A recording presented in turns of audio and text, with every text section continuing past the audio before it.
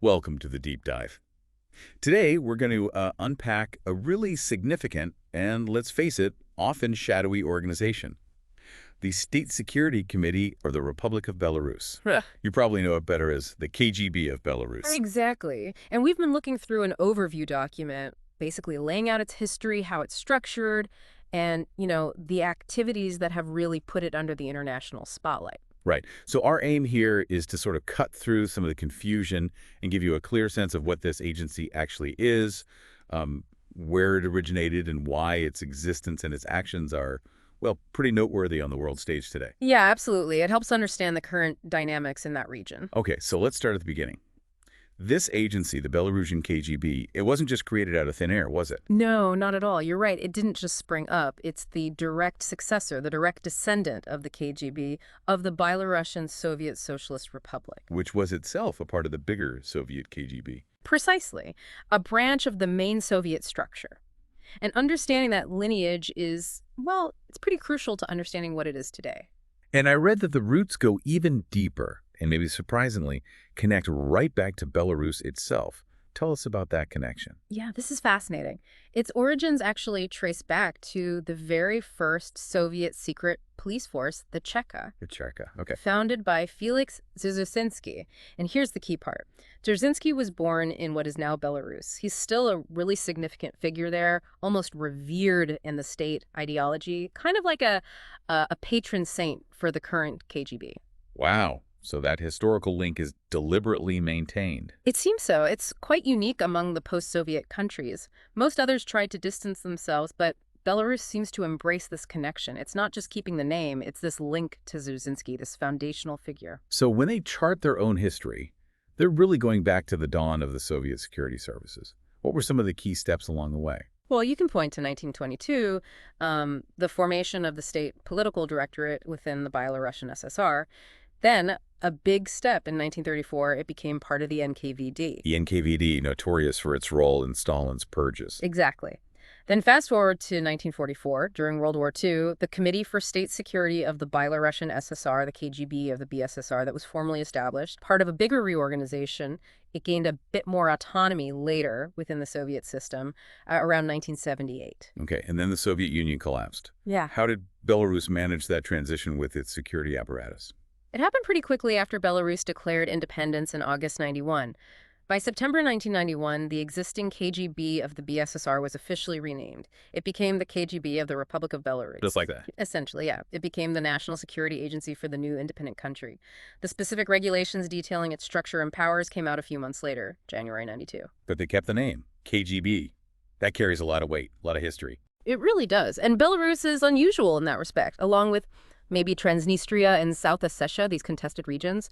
Most other former Soviet republics picked new names, maybe to signal a fresh start, a break from the past.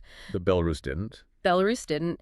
Keeping the name suggests, well, maybe a different path, perhaps a deliberate choice to retain that connection, maybe even the sense of power associated with the old name. Okay, so that gives us the historical backdrop. Sure. What about the agency today? The practical stuff, where is it based? How's it organized? Right. The headquarters is in Minsk, a prominent spot on Independence Avenue.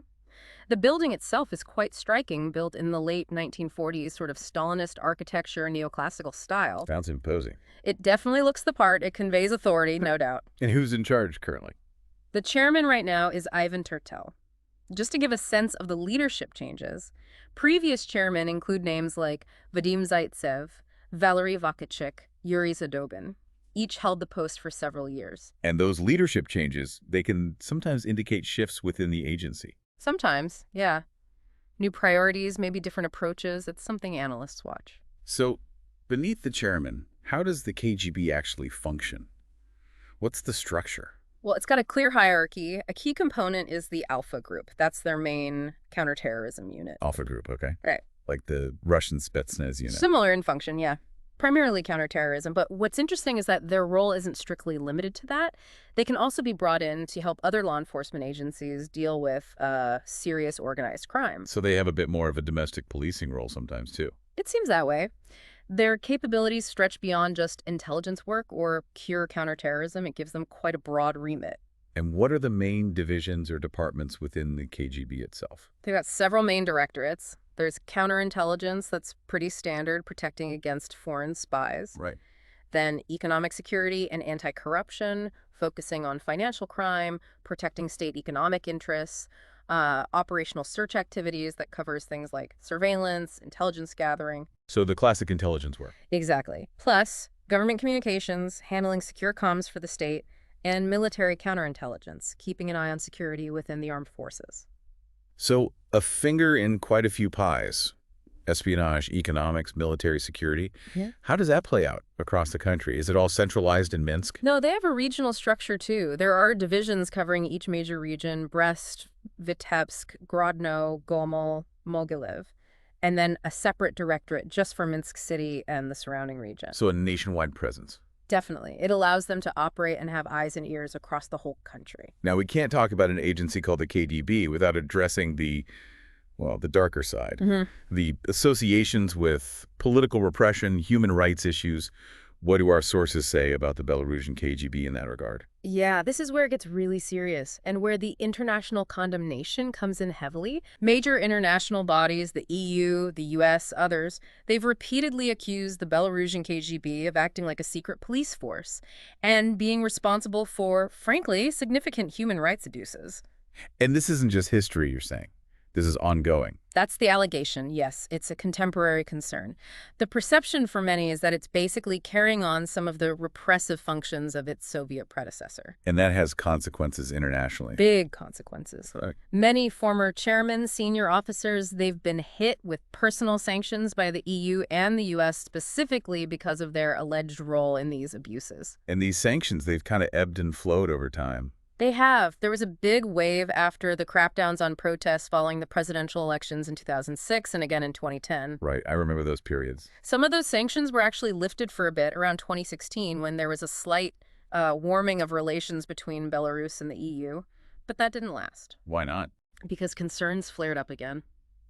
More recently, especially after the 2020 election and the massive protests that followed, new and broader sanctions have been imposed. Who are some of the key figures targeted recently? Well, Valery Vikulchik, who was chairman until 2020, and the current chairman, Ivan Tertel, both were put on the EU sanctions list in 2020. Okay. And other countries followed suit: the UK, Switzerland, Canada.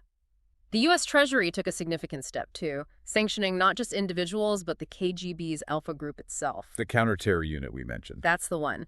Sanctioned specifically for their alleged role in cracking down hard on the 2020-21 protests. And the justifications given for these sanctions, they must be pretty damning. They are.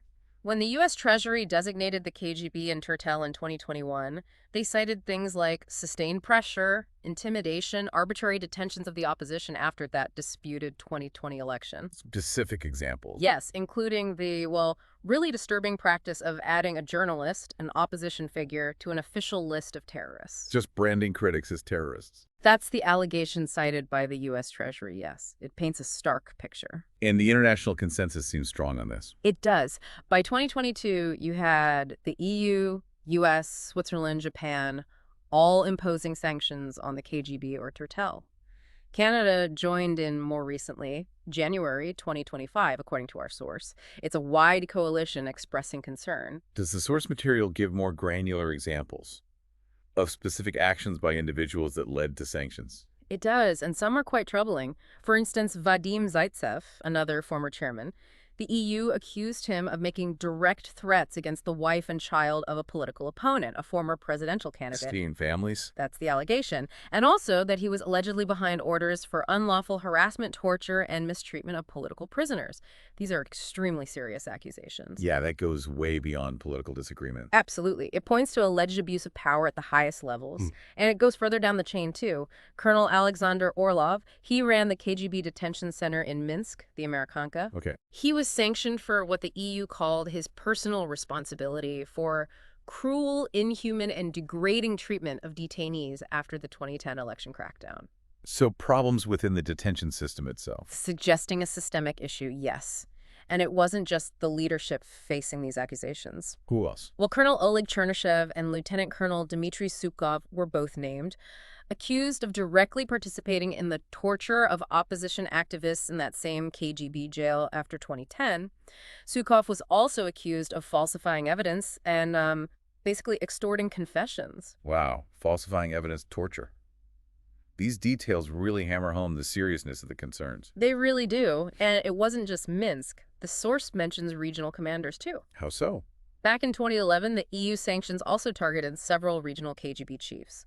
The accusation was that they were responsible for organizing the political repression within their own areas of Belarus. So, suggesting it was a coordinated effort across the country, not just isolated incidents in the capital. That seems to be the implication from the EU's findings at the time, yes. Okay, let's shift focus a bit. What about the KGB's activities outside of Belarus? Have they been involved in things internationally that have raised alarms? They have. One example cited is a cooperation deal signed back in 2016 between the State Security Service of Georgia and the Belarusian KGB. It actually came into effect in 2021. Georgia and Belarus. Seems like an odd pairing. It drew a lot of criticism precisely because of the KGB's human rights record we've been discussing.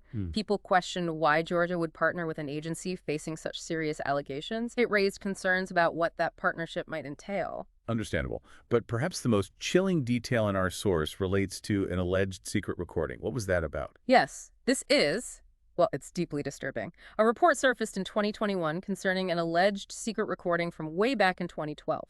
Okay.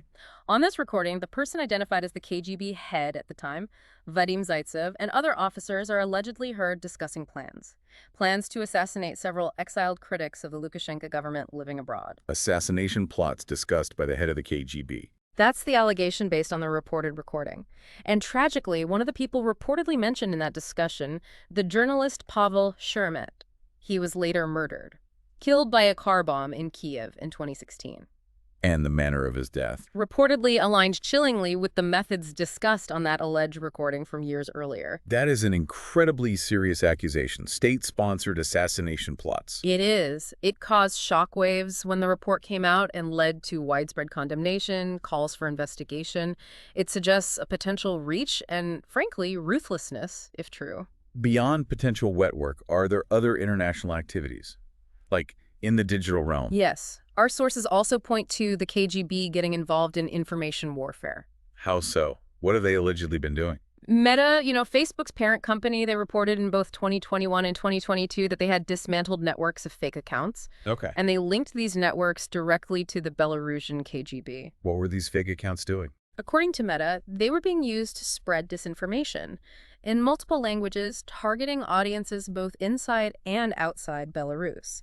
Specifically mentioned were campaigns related to the Belarus-EU border crisis, that migrant crisis. Right, I remember that being very tense. Exactly. And also disinformation related to the early stages of Russia's full-scale invasion of Ukraine, trying to shape the narrative, sow confusion. So their alleged activities aren't just about controlling things inside Belarus, but also trying to influence events and opinions internationally through these covert online ops. Precisely. It shows a capacity and apparently a willingness to engage in activities that ripple far beyond Belarus's own borders, potentially impacting regional stability and how events are perceived internationally. Okay, so let's try and pull all these threads together. If you had to summarize the key takeaways about the KGB of Belarus, what are the most important things for our listeners to understand? Well, I think fundamentally you have to see it as this powerful state security organization with incredibly deep roots going right back to the Soviet system. The name itself tells you part of that story. The continuity. Right. And according to numerous international reports and sanctions lists, it seems to retain some of its predecessors' functions, particularly regarding internal control and dealing with dissent. It plays a huge role within Belarus. But faces major scrutiny abroad. Massive scrutiny. Significant international criticism, sanctions, all stemming from these persistent and, frankly, credible allegations about political repression, serious human rights abuses, and now, increasingly, involvement in things like international disinformation campaigns and potentially even darker plots. So thinking about all this, the history, the structure, the name, the accusations, it really leaves you with a pretty significant question, doesn't it? And this is something for you, the listener, to consider. What does it actually mean to have an unreformed agency still called the KGB operating in Europe in the 21st century? Yeah, what does that tell us about how national security is evolving, or maybe not evolving in some places? Yeah. And what about international relations? And what are the implications? For ordinary people, for individual freedoms, but also for the wider international community, when a state security agency faces such widespread, serious allegations, yet continues to operate seemingly with impunity. It's a complex situation, definitely one with far-reaching consequences. Thanks for taking this deep dive with us today.